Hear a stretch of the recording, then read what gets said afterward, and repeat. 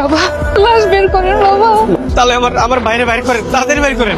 খবরদার, আমার বাড়িতে গাড়ি থেকে এই লাশ নামবো না, আমার বাড়িতে দাফনও হইব না। কে আনছে আমার বাড়িতে এই লাশ আনছে কেন? মা তুমি এগুলা কি কইতাছো? তুমি কি বুঝা শুনে কইতাছো? আমার ভাইয়ের লাশ আমার বাড়িতে নামবো না, তাহলে কই যাইবো? জেনে খুশি এনে দেবো, কিন্তু আবার একটাই কথা, এই লাশ এই বাড়িতে ঢুকবো না, এর কোনো দাফনও হইব না। নিয়ে যাইতে ক।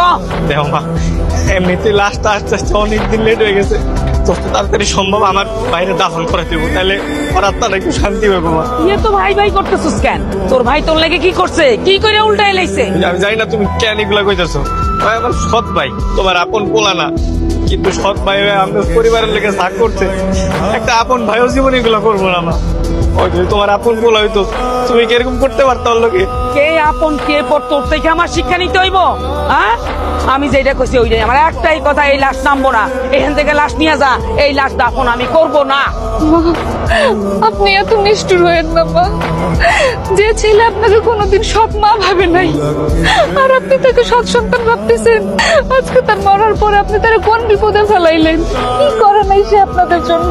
তোমার জন্য করছে, তোমার বাপের বাড়ির জন্য করছে, তাহলে তোমার বাড়িতে নিয়ে যাও না কেন? নিয়ে যাও না।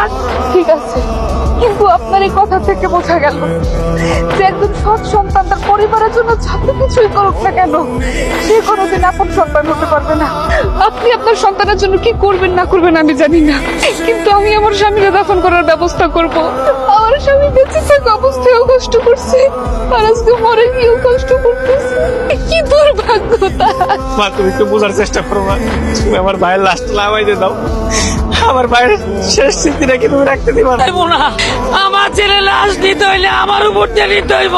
বাবারে আমি মাফ করছি, আমি বুঝি নাই আমার পোলা আমার এত ভালোবাসছে। আল্লাহ তুমি আমার মাফ করে দাও। কিন্তু খারাপ দিচ্ছিস কেন?